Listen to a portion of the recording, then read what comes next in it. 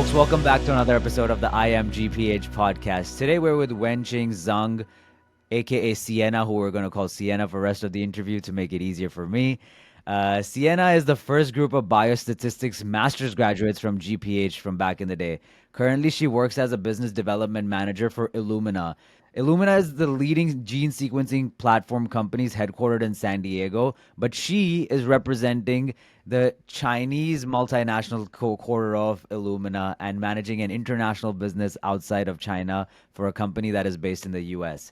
Sienna used to be in charge of the one and only accelerator of Medtronic located in Shanghai as well, which we'll hear about. But her main responsibility was sourcing and negotiating with cutting edge technology startups and incubating them by providing Medtronic's industry resources and all the other know how. A fun fact, which I'm very excited to hear about, Sienna was nominated for the Forbes 30 Under 30 in 2021, and we're recording this in 2024, where she has earned even more accolades in her life. Sienna, welcome to the IMGPH podcast. We're glad to have you here. Thank you, Aman. Those are really exciting introduction. I don't even know I have done so many things. Thanks People for forget, right? I'm so curious, Sienna, because people forget how much stuff they have actually done in their life when a day to day is happening. I know we had so much happen before this call as well. You had work stuff come up, so life just keeps happening. But I'm curious of what made you start with your public health journey. Where did this whole itch of public health start to where you are right now? Yeah, so when I was younger, when I was doing my college, I was in pharmaceutical science. I have zero idea about public health. I just like the medical technologies. I just want to know more about how the healthcare world is like worldwide. So at first, I chose public health as my master degrees is because I think that it is kind of a program that I can learn so many aspects about the healthcare, not just one specific technology, not just one simple idea, but more like how to look at the healthcare world holistically. So I chose NYU Public Health School for just to give myself a broad idea of the whole industry. And also, I chose epidemiology and biostatistics at first because, well, there's a stereotype that most Chinese are good at math. That is true. So, I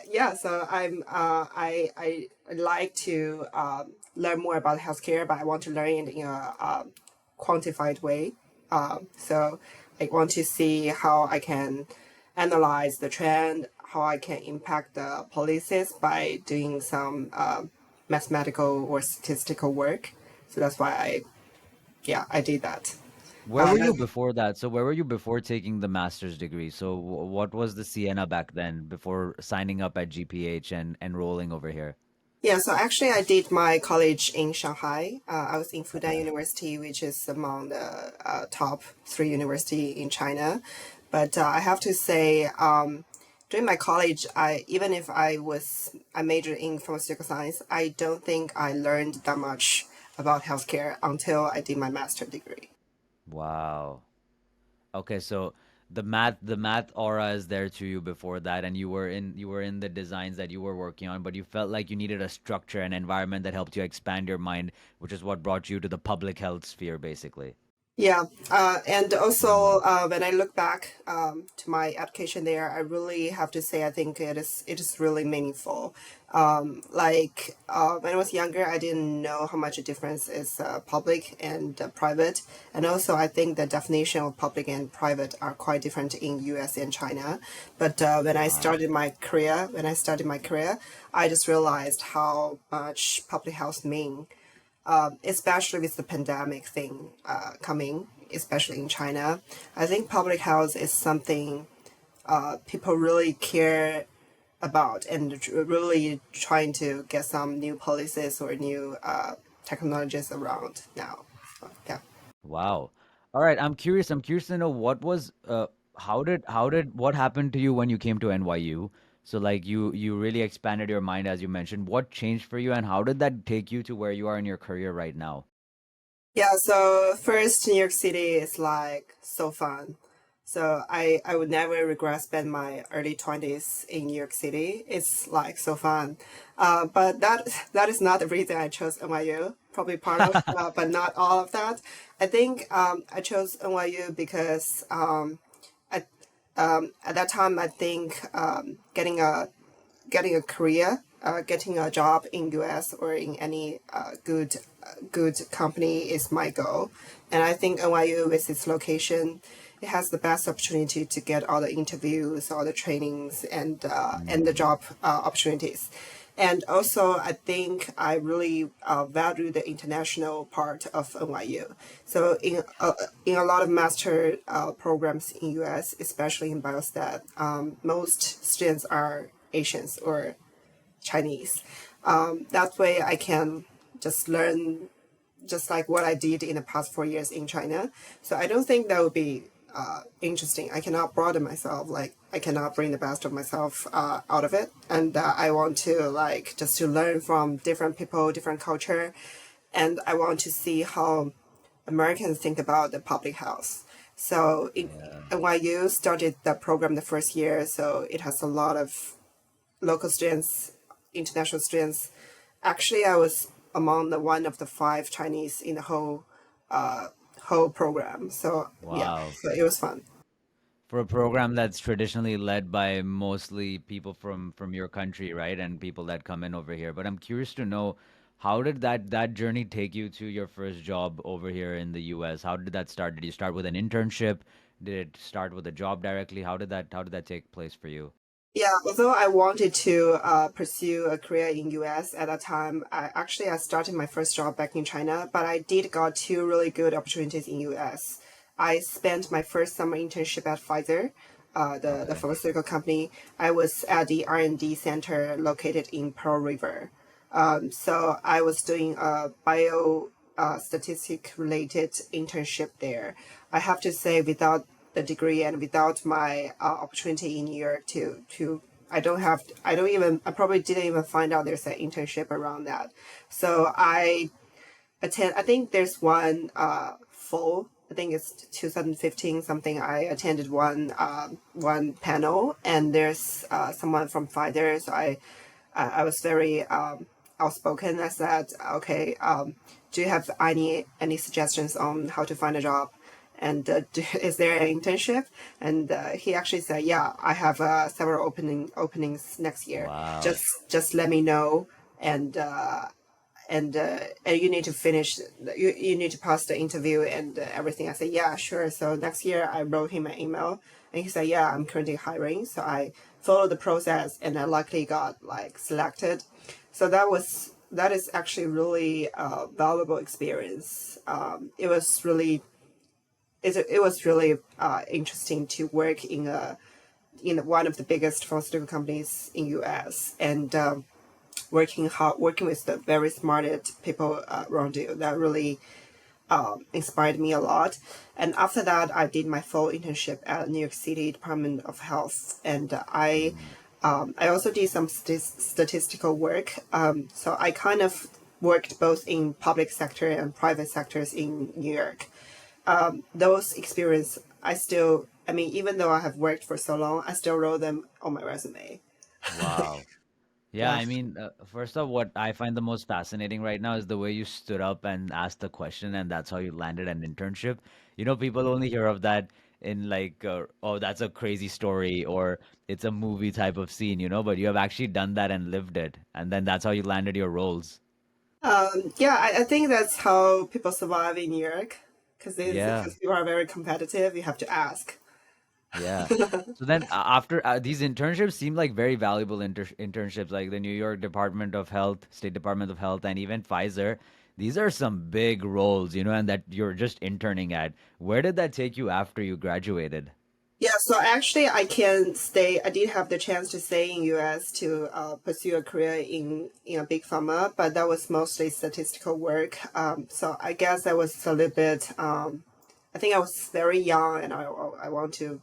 I think I'm an extrovert. I cannot just look at my computer and give the statistical report all day. I kind of want to interact with people, and also I think China was booming during that time. A lot of a lot of money coming to the healthcare investment industry. So I actually went back to China right after graduation to start my first job at a healthcare boutique bank. Okay. I basically helped startups raise money.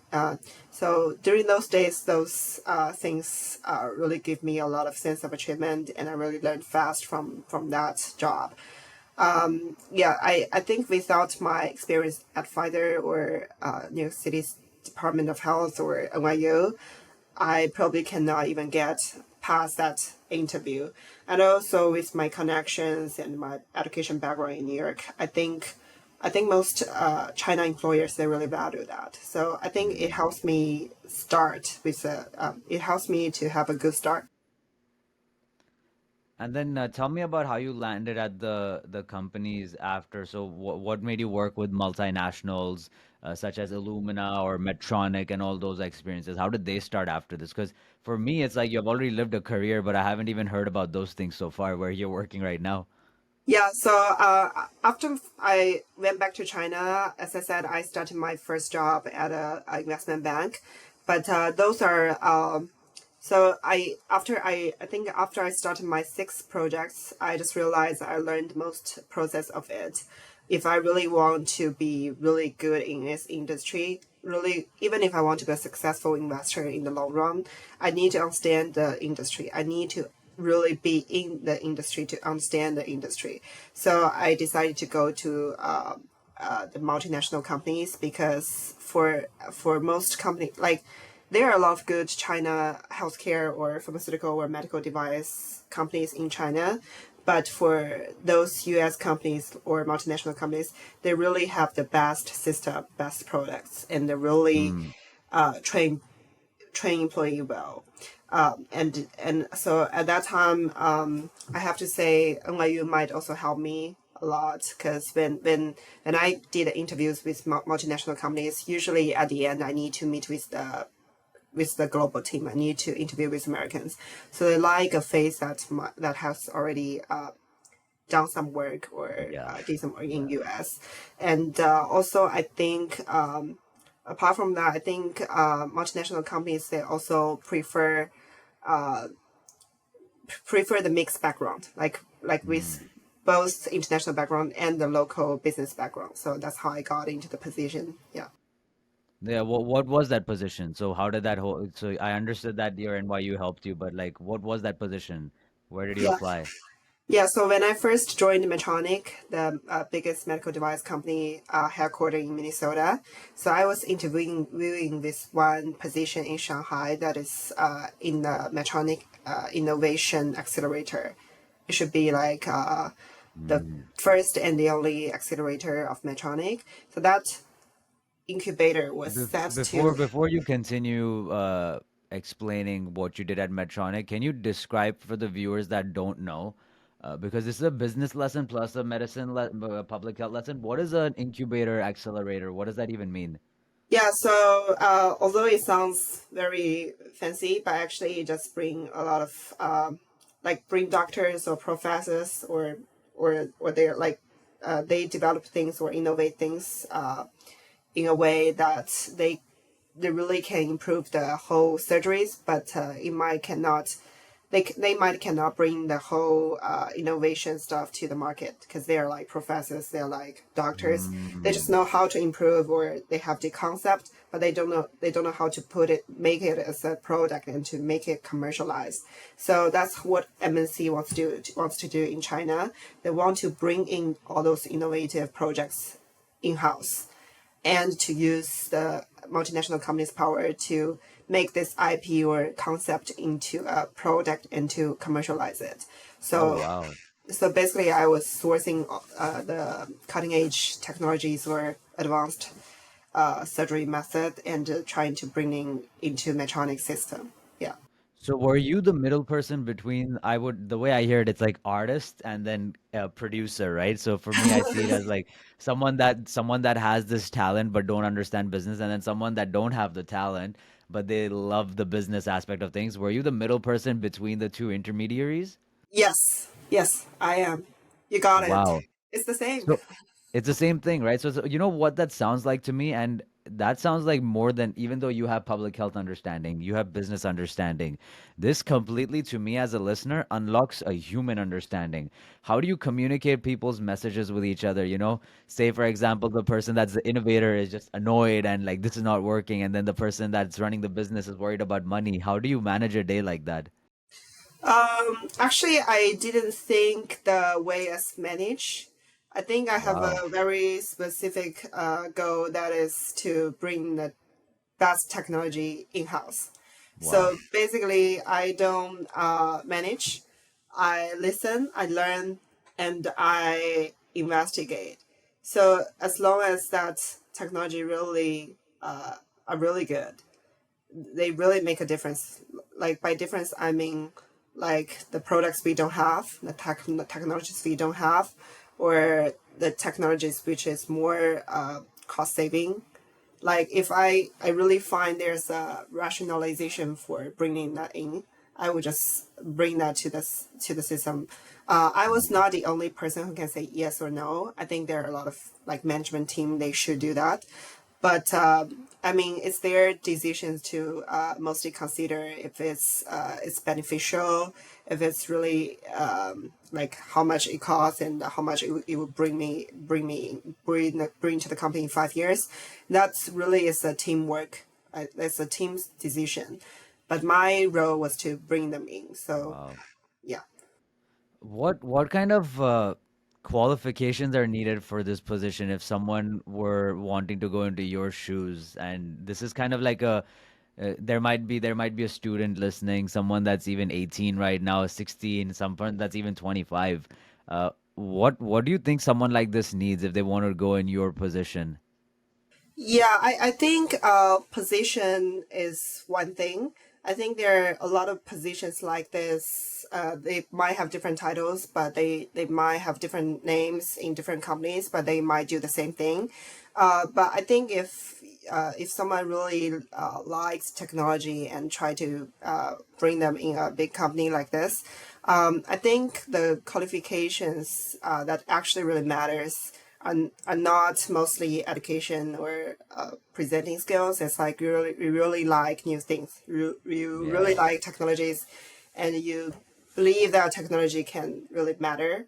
And also you try to think from both aspects, like how that technology is going to work in China. Is it going to be commercially successful in China?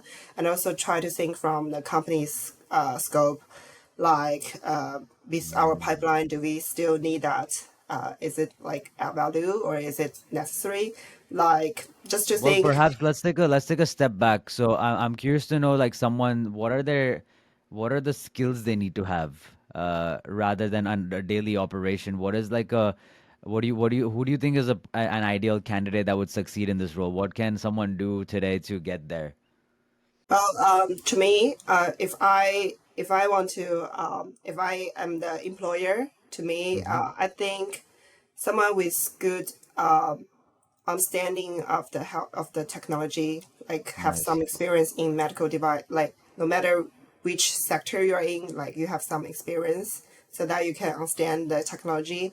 And secondly, you can work like you can think things in different ways because you have to face different I don't know, customers, partners, or colleagues.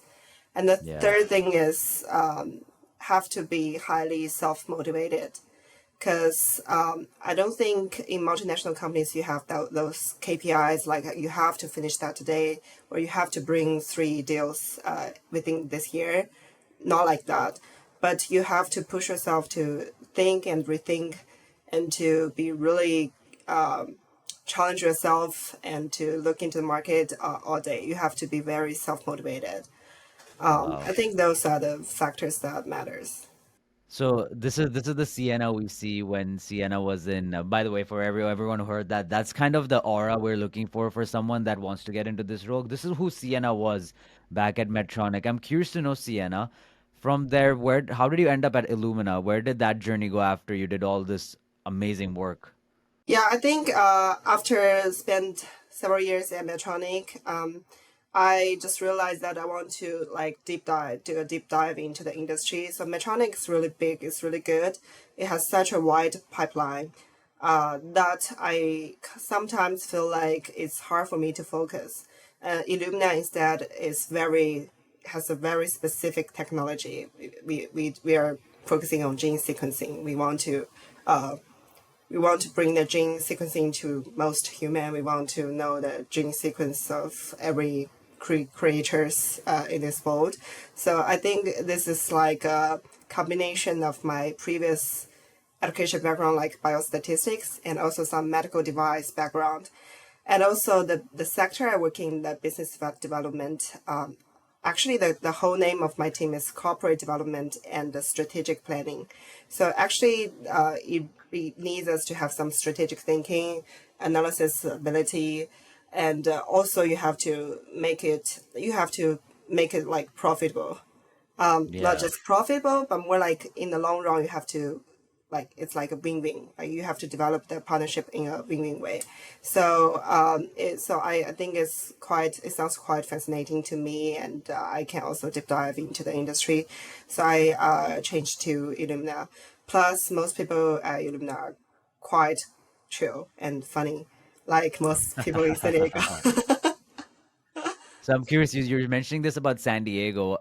What is it like for someone that's studying in the US, lives in China right now, but you're working at a US company that has a headquarters in Asia? What is that whole experience like? You're living the true international business dream, if you will, in public health. Yeah, I think so I'm Gemini, so I was supposed to like new things and talking to different people. So for me, yeah, so for me, the life is cool because I sometimes get up at 7 to have a call with US, Uh-huh. but I might be very flexible during daytime because I work with an international team mostly, so I might not need to go to the office during daytime. But sometimes it can be even like your work are doubled because you have to communicate with other team in China as well. And Mm, sometimes it's like doing really early morning calls and really late night calls and still have to go to the office and have the meetings. But it is, but for me, like apart from this schedule thing, I think the thing I really like is I really learn a lot from different people. Not just learn, I can also feel like I can impact because mm. in a multinational company there are like so many functions, like even in one partnership or one program there are like different functions on that one project, and you can really see different people really see things at very like from different scopes. And if you want to make sure this partnership or this portfolio is success, you have to understand every one of them and try to move things forward. So to me that is really like a I don't know, like a real life game. Like you can have different mode, so it's fine. Does the culture change between, so did you ever work in the Illumina headquarters in San Diego, or were you only in China the whole time? I travel to Illumina global headquarters at least like twice a year, and also I think most of my meetings are with American colleagues. So it seems like, so, but then what is it what's the difference in managing everyone in where you are in China right now? So what are the subtle differences that you notice working there, but at a US company? Okay, yeah, that's very different. So I also work with EU team, like Europe team, a bit Mm. on one project, and also sometimes Singapore team. So I have to say, in general, East Asians are more diligent. Can I say that? Like they're more Yeah, hardworking. of course. Uh, they they text you after like 7 p.m. Like they're like that, and also I think Chinese or like most East Asians colleagues, they are quite not outspoken comparing Mm, to American colleagues. Like if something happens, it's usually like one or two person in China escalate things, but if that's in US, everyone would like I'm not okay with that. They just say no yeah. directly. But also, I do like American colleagues because this kind of communication makes things really move faster. And also, I think most R&D, like most technologies, most innovations come from the global. Uh, I really like some people there. They're really smart. Like in a multinational economy, some people are not probably not. They don't even understand the technology. Like for example, if they're a operation person, or they are a finance person, they probably don't need to understand the core technology. But for American colleagues, I noticed that a lot of them have PhDs and they're very smart. They're very direct. So and I think for Singapore, it's like in the between. Like they have really high quality in education or in the way they communicate. But sometimes they can be very I don't know. It's like they're not that outspoken or direct. Yeah, Like that seems like a great important lesson in cultural understanding, cultural differences in business communication. From a public health standpoint, Sienna, what is the difference of the public health? I know in the start you mentioned private and public health in the US is different, private and public health in China is different. So what is it like seeing the world of public health for you in China yeah, and in the US? yeah. I think in U.S. private and public are quite specific. People know, okay, this is a private equity and that is public. They have the very obvious boundary, but in China sometimes no. And to be honest, a lot of facilities like the biggest hospitals, clinics, or a lot of stuff, they are public, Hmm. but they might charge in a way like private. So Wow. sometimes you have to. It's not like expensive way of private. It's like there are differences between like among the private stuff. There are like differences in pricing. There are like differences in like for example, like for coronavirus. Sometimes each district they have different way of manage the situation. So I think in China, publics is a idea that is not very sometimes sometimes it's not very clear to everyone. But I think a good thing is like people really value public health now in China. Like the government really devote more money into public health, and also I think there are a lot of universities they started to opening more courses related to public health. Yeah, so that's a good start. Are there any other notable things? There's a lot of people from different countries that come into our program here at NYU, and what should they be aware of when it comes to, doing public health in the US? Because what you're doing is global business, and there's also local public health aspects that exist. So how do you define the two differences? You mean like people who went to NYU but go back to do Yeah, go back to their country because I'm very curious to hear from most of the people we have spoken to on the podcast so far have not gone back to their country or they've done mini projects in their country, but they come back to New York and they do something or in the US and they stay here. You have done something interesting where you're back in your home country and you're living in your home country and it's and doing making major decisions over there. probably New York City is too cold. I'm just kidding. So I do have some classmates who are Chinese or Indian. They went to the same track or program as I did, and I think some of them stayed in U.S. Some went to consulting firm. Some are researchers. They're doing quite related work.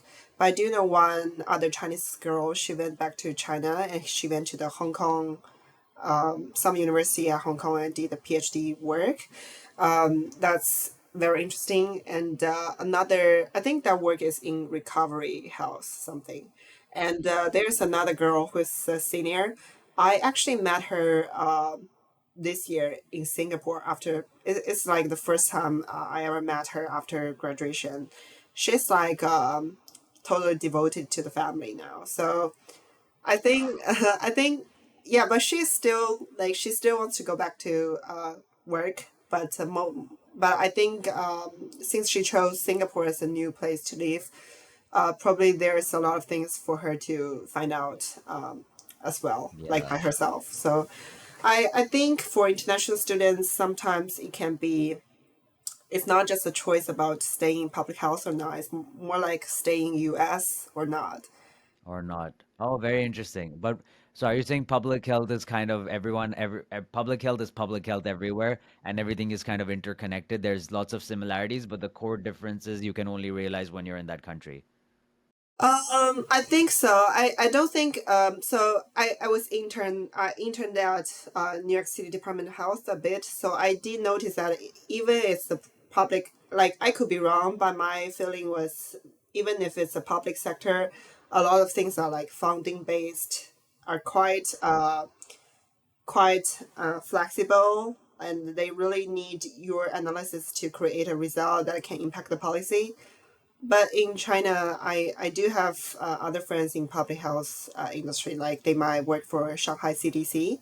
And to me, I think it's more like administrative work. Probably there are some people in research area that could be different, but my understanding that is a little bit different to me. Yeah. So, in the interest of time, Sienna, and it's very late for you as well, I have a few more questions, and these are some things I'm very, very curious about. Number one is you got nominated for Forbes 30 Under 30 in 2021 in China. That is a really, really cool achievement. People have a dream of being on 30 Under 30. What was that whole journey like? How did that even happen for you? Um, yeah, that so thanks for bringing this up. I'm really happy about that as well. So in 2021, I was at Medtronic, which is a Hmm. really famous multinational company in China as well. So usually in for people who hold a important position in a big company like that, they will be noticed or referred to the Forbes China committee. And like for Forbes China 30 on 30, there are like different sectors. They're like sports, they're like finance, they're like consumables. So I was in the Mm. healthcare and technology part. So I think it was largely because I was in that big company at a young age and holding a important position. But also, I think my work there really helps too because the people who refer me were like the previous like the CEOs or Recipients like of the yeah, so they're like wow. people I worked with in when I was at that position. Like they were collaborating with me from like they're the startups got selected by the accelerator, and they were also nominated by Forbes before, and they say, hey Sienna, why don't you go there, I can refer you. I say, yeah, sure, why shouldn't I try, Wow. and it's got it. So yeah, I guess So how I does it work?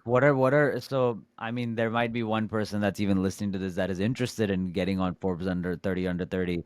What is the criteria to get on that? At least in your time, what was it like? Yeah, so I don't think they publish a very specific criteria. Like it's not like you have to hit 3.8 for your GPA. Not something like that. But they definitely chose people from a standard that either Mm. she's from a big company with a really important position, or she's from a good university with outstanding performance, or she's a CEO or like a management team already at a young age for a famous startup. Mm. Usually like that. Like for example, for the sports part, they nominated the Olympic champion, Hong Chanquan, who's now still winning at the Olympics in Paris. So I think they want to choose people who can really like they can say, okay, she's really one of the best in this industry. They want to Yeah. choose people like that. Yeah. This is amazing. And I'm curious, you have made you've achieved so much, Sienna, and you've done thousands of projects. My favorite story is still when you asked someone at Pfizer for your internship Yeah. and took it over there. What makes you want to come back to NYU? Because you're part of the alumni board for this cycle. What made you want to come back and get involved with that again for someone that has so much going on in her life? Yeah, so I think for me, one thing I really care about is like what I have achieved is about myself, but that really makes no difference to others. I really want to use my experience to probably help or impact in a good way. Especially, I got reached out previously by by some current professors in our school, and they tell me that now there are like so many Chinese students or international students in the department in the school. I was like, wow. At that time, I only had five. I don't even have people to have lunch with because they don't eat Chinese food. And they said, and they said, Sienna, you can you do a career talk? And I said yes. So I did one talk. I think a couple months ago, and I noticed that more than half of the students are Chinese, or Mm. at least like I don't know, like international. But they ask the least questions. They don't ask questions. Wow. They don't say, "Hey, can you get me an internship at Pfizer?" So I just realized that probably in my culture, a lot of people are more like they hold back more. Like they don't say they don't ask for things. So I think I realized that as someone who might have achieved something with my personality, I probably should tell people like you can do if I can do that, you can do that, Yeah. and here's how I Yeah. do that, and probably that might be useful to you. Yeah. Wow. Well, with that said, Sienna, thank you for all those insights. I mean, you have already been a trailblazer in your environment, and I can't wait to see what happens for you going forward. And who all the students you're going to help when you join when you're in this alumni board cycle, and how many people you have inspired. I'm sure a lot of people have been inspired through this podcast, hearing your journey, and I think you're giving everyone else a dream as well that they can also achieve and develop certain amazing things in their lives. I hope they can be better than me and probably refer me some job in the future. Everyone, if you didn't notice, Sienna is very humble but very talented as well. Sienna, we're really happy. This is again Wenqing Sienna Zhang for everyone. If you want to look her up in any way, Sienna, would you like to? What would you like to leave with the young trailblazers in public health now? With when the people that are creating the next generation of public health. Um, well, apart from what I've said, I also want to say something like I think nowadays people like with all the social media and everything, people likes to see how others are doing. Like how many people, like what's the percentage of the students that get a job like this? What the percentage I am within this group? I just want to say that probably in a city like New York, you should focus more on your self development other than notice what people around you are doing.